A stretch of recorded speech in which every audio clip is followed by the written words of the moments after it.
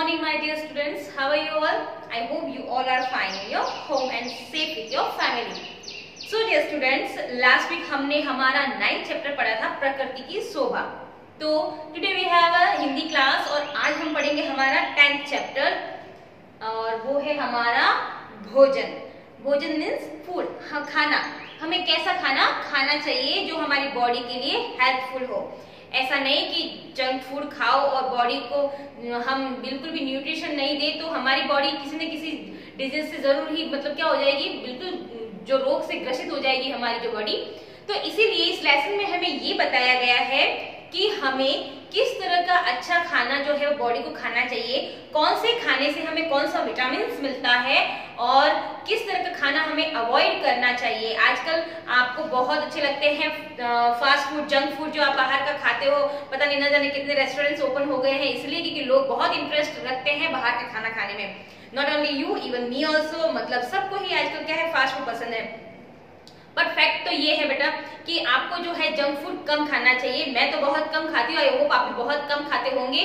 जैसे like pizza, Manchurian, noodles, everything, ये सब जो है वो एक बॉडी को डाइजेस्ट होने में उनको बहुत टाइम लगता है और हमारी बॉडी जो है उसको डाइजेस्ट करने में बहुत टाइम लगाती है तो बॉडी पे प्रेशर पड़ता है ना.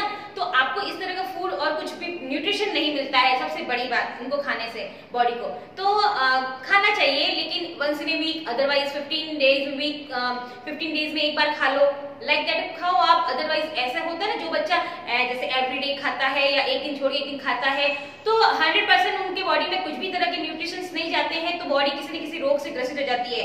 और उनकी बॉडी में क्या होता है बेटा, जो उनकी इम्यूनिटी होती है वो बहुत ही वीक हो जाती है. और इम्यूनिटी को वीक होने में कोई टाइम नहीं लगता है और वीक होते ही हम क्या हो जाते हैं, बीमार हो जाते हैं. आपने देखा होगा कोई बच्चे बहुत जल्दी बीमार हो जाते हैं तो उनका जो प्रॉब्लम होती है वो यही होती है कि अंदर की उनकी इम्यूनिटी जो है ना वो स्ट्रांग नहीं होती है ना. तो जैसे अभी चल रहा है, क्या चल रहा है, कोरोना चल रहा है. आप बहुत अच्छे से जानते हो.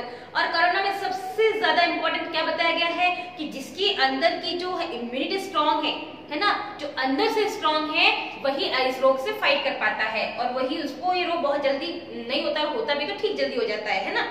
तो बेटा देखो, ये आप क्या है, आप छोटे बच्चे हो और आपकी इम्यूनिटी स्ट्रांग नहीं है तो आप फास्ट फूड को थोड़ा सा अवॉइड कीजिए. आप अच्छा खाना खाइए, अपने पेरेंट्स की बात मानिए. मम्मी आपको कहती है, बनाती है खाना अच्छा, लेकिन आप क्या करते हो, अवॉइड करते हो कि नहीं मम्मी मुझे तो ये नहीं खाता, वो नहीं खाता, हरी सब्जियां नहीं खाते हो.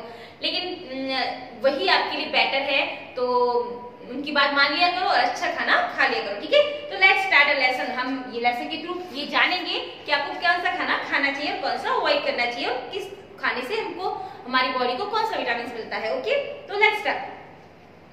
वायु और जल के पश्चात हमारी सबसे बड़ी आवश्यकता है भोजन. मनुष्य को भोजन प्राप्त करने के लिए बहुत परिश्रम करना पड़ता है ना. देखिए आपके पापा कमाने जाते हैं, मॉर्निंग में जाते हैं, शाम को आते हैं. किस लिए कमाते हैं हम लोग? खाने के लिए कमाते हैं ना. सबसे ज्यादा जो आवश्यकता होती है हमारी कमाई से वो होती है हमारा खाना. ठीक है, कि हम घर में अच्छा खाना लाए, अच्छा खाना बनाए और अच्छा खाना हमारे शरीर को दे. तो ये सबसे ज्यादा परिश्रम जो करते हैं हमारे पेरेंट्स वो इसीलिए करते हैं खाने के लिए. अच्छी बुरी सभी प्रकार की वस्तुएं भोजन के लिए उपलब्ध हैं. हमें सही चीजों की पहचान होनी चाहिए, तभी हमें संतुलित भोजन जो है वो प्राप्त हो सकता है. तो भोजन का जो पहला उद्देश्य होता है वो है, बच्चों आओ पहले यह देखिए कि भोजन का क्या उद्देश्य होता है. दैनिक कार्यों में हमारे शरीर के अंगों एवं मांसपेशियों में सीजन होती रहती है. संतुलित भोजन इस दैनिक सीजन को पूरा करता है, यह उसका पहला उद्देश्य है. ओके, तो आई थिंक आपको समझ में आ गया कि हम जो फूड होता है उसका जो फर्स्ट इंटेंशन होता है वो क्या होता है कि वो हमारे मांसपेशियों को स्ट्रांग बनाता है ना. दूसरा उद्देश्य शरीर द्वारा किए जाने वाले कार्यों के लिए शक्ति प्रदान करता है. तुमने अनुभव किया होगा कि समय पर भोजन न मिलने से शरीर में निर्बलता का आभास होता है. निर्बलता मीन्स वीकनेस. अगर हमारी बॉडी को सही भोजन नहीं मिलता तो हमारी बॉडी क्या हो जाती है, निर्बलता मतलब वीक हो जाती है ना. जो लोग शारीरिक श्रम अधिक करते हैं, मीन्स बॉडी से एक्सरसाइज वगैरह या फिर जिसका काम होता है ना बॉडी मीन्स फिजिकल वर्क ज्यादा होता है जिसका, उन्हें अधिक भोजन की आवश्यकता होती है। देखो आप किसान वगैरह को देख लो, कितनी मेहनत करते हैं, खेतों में करते हैं ना, तो उनकी जो डाइट होती है ना बेटा, वो हमसे क्या होती है, ज्यादा होती है। क्यों होती है? क्योंकि उनको मेहनत करने की जरूरत ज्यादा पड़ती है, और वो खाएंगे तभी तो उनकी बॉडी स्ट्रांग बनेगी, अंदर से वो काम करेंगे। अगर वो खाना ही कम खाएंगे तो वो कैसे मेहनत करेंगे? तो जो ज्यादा मेहनत करता है उनको ज्यादा खाने की आवश्यकता होती है। ओके, भोजन करने का हमारा तीसरा उद्देश्य, शरीर की विभिन्न क्रियाओं को नियमित करना, शरीर का स्वस्थ रखना और संतुलित भोजन के अभाव में अनेक प्रकार के शारीरिक रोग उत्पन्न हो जाते हैं। संतुलित भोजन वह है जिससे करने से तीनों उद्देश्य अच्छी तरह पूरे होते हो। ये उद्देश्य भोजन में उपलब्ध अलग अलग तत्वों से पूरे होते हैं। आओ हम इन तत्वों के बारे में जानें। ठीक है, तो ये है हमारा तीसरा उद्देश्य कि विभिन्न क्रियाओं को नियमित करना, शरीर को स्वस्थ रखने के लिए हमें भोजन करना चाहिए, यानी हमारी बॉडी को हमें स्वस्थ रखने के लिए भी भोजन करना चाहिए। तो किन किन तत्वों से हमारी बॉडी को पोषक तत्व मिलते हैं? चलिए, सबसे पहला जो है हमारी बॉडी को जिसका सबसे ज्यादा जरूरत पड़ती है वो है प्रोटीन। प्रोटीन हमें कैसे कैसे मिलेगा और किस किस से मिलेगा? तो चलिए पढ़ते हैं।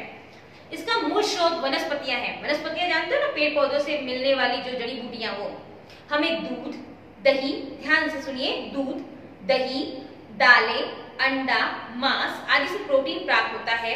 जो वेजिटेरियन होते हैं वो मांस और अंडे नहीं खाते हैं, तो उन्हें दूध पीना चाहिए, आपको दही खाना चाहिए और दालें खानी चाहिए। ओके बेटा, तो इनसे आपको क्या मिलेगा? आपकी बॉडी को प्रोटीन मिलेगा।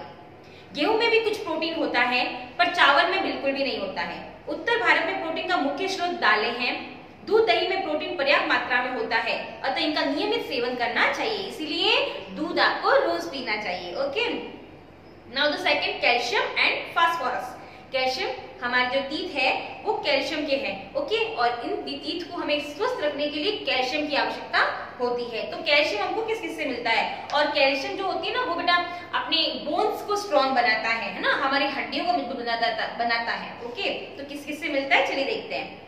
इनसे हमारे दांत और हड्डियां मजबूत होते हैं। जिन बच्चों को ये खनिज पदार्थ पर्याप्त मात्रा में नहीं मिलते, उनकी हड्डियां कमजोर हो जाती है। कैल्शियम और फास्फोरस का मुख्य स्रोत दूध है, इसलिए बच्चों को पर्याप्त मात्रा में दूध पीना चाहिए। मैंने अभी आपको थोड़ी देर पहले बोला कि जो कैल्शियम होता है वो स्पेशली दूध और दही में मिलता है, तो आपको इनका नियमित सेवन करना चाहिए। दूध जो है वो प्रोटीन भी उनसे मिलता है और आपको कैल्शियम भी मिलता है, तो कैल्शियम के लिए आपको दूध और दही नियमित रूप से खाना चाहिए। कार्बोहाइड्रेट, इससे हमें शक्ति प्राप्त होती है। कार्बोहाइड्रेट के दो रूप होते हैं, स्टार्च और शक्कर, है ना। तो सबसे पहले हम पढ़ेंगे स्टार्च। अब स्टार्च किस किस में होता है? गेहूं, चावल, बाजरा और मक्का। गेहूं, चावल, बाजरा, मक्का, चारों फसलें हमारे यहाँ राजस्थान में होती है। चावल नहीं होता तो चावल भी बहुत मिलते हैं। चावल तो आप डेली आपके घर में बनते होंगे, एवरीडे, एक दिन छोड़ के एक दिन बनते होंगे, आप खाते भी होंगे, तो खाने चाहिए। चावल भी खाने चाहिए। गेहूं का आटा तो हमारे घर में होता ही होता है। उसके बाद आपकी देखो विंटर में जो आता है ना बेटा, बाजरी जानते होंगे आप, और मक्की। बाजरे और मक्की के भी घर में बहुत सारे फूड्स ऐसे होते हैं जो बना के हम खाते हैं, तो इट इज वेरी हेल्दी, खाने चाहिए हमको, उससे हमको स्टार्च मिलता है। और अनाजों में आलू, शकरकंद आदि सब्जियों में भी मिलता है। ये तो सब अनाजों में मिलता है। और फिर सब्जियों में किस किस में? एक तो आलू और एक शकरकंद। शकरकंद आते हैं ना, इसी सीजन में आता है शकरकंद, विंटर में, तो उनमें आलू में और शकरकंद में भी स्टार्च पाया जाता है। नाउ शक्कर, यह हमें चीनी, शक्कर किससे मिलती है? चीनी। चीनी जानते हो ना, चीनी को शक्कर ही कहते हैं हम घर में, के शक्कर, है ना, चीनी का बहुत कम बोलते हैं। तो शक्कर हमें चीनी से मिलती है। एक्चुअली उसका नाम चीनी होता है, शक्कर उससे मिलती है हमको, हमारे बॉडी को। तो शक्कर और गुड़ आदि पदार्थों से मिलती है। हमारे सांस लेने में खून में ऑक्सीजन जाती है। शक्कर इस ऑक्सीजन के साथ मिलकर चलती है, इसी से हमें शक्ति और गर्मी प्राप्त होती है। तुमने देखा होगा कि दुर्बल रोगियों को ताकत पहुंचाने के लिए डॉक्टर प्राय ग्लूकोज देते हैं, इससे भी शरीर में शक्कर पहुंचती है। आपको पता है, देखो बेटा, है ना, एक्चुअली क्या होता है, हमारी बॉडी एक सीमित मात्रा में कोई भी चीज ग्रहण करती है, जितनी उसको जरूरत होती है। अगर हम किसी चीज को अत्यधिक बहुत ज्यादा मात्रा में हमारी बॉडी में डालते हैं ना, तो वो हानिकारक भी होती है। जैसे शक्कर को ले लो आप, जैसे बॉडी हमारे, जैसे क्या होता है, हमारी बॉडी में हमने शक्कर, ठीक है, शक्कर ज्यादा खाइए तो बॉडी जो है ना, शक्कर की जितनी मात्रा उसको ग्रहण करनी होती है ना, उतनी ही ग्रहण करती है। बाकी की शक्कर की मात्रा हमारी बॉडी से वो विसर्जित कर देती है, किसी भी रूप में करती है, जैसे पसीने के रूप में या मूत्र के रूप में वगैरह वगैरह, ठीक है, किसी भी रूप में। अब शक्कर का भी बॉडी में नियमित रूप से, सीमित रूप में जितनी हमको चाहिए ना, उतनी का होना बहुत जरूरी है, ठीक है। अगर बहुत ज्यादा खाते हैं, जैसे एज ज्यादा होती है, आपको पता है एजेड लोग जो होते हैं यानी कि बुजुर्ग लोग होते हैं, वो शक्कर ज्यादा खाते हैं तो उनको क्या हो जाती है, डायबिटीज हो जाती है, क्योंकि उनकी शरीर में क्षमता नहीं होती शक्कर को इतना ज्यादा ग्रहण और एक्सेप्ट करने की, है ना। तो क्या होता है कि हम जो है ना, हमारी बॉडी अभी हमारी नहीं, मतलब मैं तो फिर भी बड़ी, आप देख लो अगर आप ज्यादा शक्कर खाओगे ना तो आपकी बॉडी उसको ग्रहण कर लेगी, एक्सेप्ट कर लेगी, जितना चाहिए उतना, बाकी डिस्चार्ज कर देगी, है ना, किसी न किसी रूप में। बाकी जो एज वाले होते हैं उनको नहीं होता है तो उनको डायबिटीज हो जाती है ना।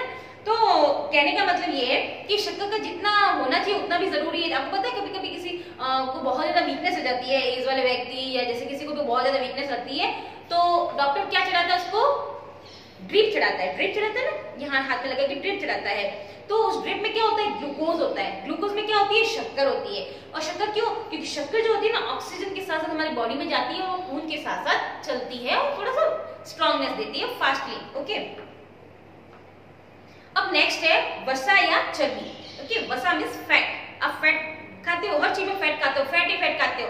दूध के साथ में फैट होता है, दही में भी फैट होता है, घी में फैट होता है, तेल में, ऑयल में फैट होता है, सब में फैट होता है। तो देखो, शक्ति और ताप का एक अन्य मुख्य स्रोत वसा या चर्बी है। वसा हमें दूध, मक्खन, घी, वनस्पति तेल, अंडे, बादाम आदि से प्राप्त होती है। अधिक मात्रा में वसा खाने से यह शरीर में एकत्र हो जाती है और परिश्रम न करने वाले व्यक्ति वसा की अधिकता के कारण मोटे होने लगते हैं। देखो फैट क्या होती है ना, आप वसा तो समझते नहीं, फैट जानते होंगे। तो फैट एक लिमिटेड मात्रा में खानी चाहिए, लेकिन कुछ बच्चे क्या है ना, अब मैंने बोला आपको कि फास्ट फूड खाते हो आप, तो बहुत ज्यादा फास्ट फूड खाते हो, बहुत ज्यादा ऑयली खाना खाते हो, तो वो वसा क्या होती है ना, जितनी बॉडी को चाहिए होती है तो वो ले लेता है, और बाकी क्या होती है बॉडी में जमा होने लगती है, कोलेस्ट्रॉल बढ़ने लगता है और फैट बढ़ने लगती है। फैट का मतलब चर्बी बढ़ने लगती है उस इंसान की, वो मोटा हो जाता है ना। तो फैट भी क्या है, एक लिमिटेड मात्रा में खानी चाहिए। लवण, इसकी शक्कर में क्लोरीन, आयोडीन और लोहे की मुख्य रूप से आवश्यकता होती है।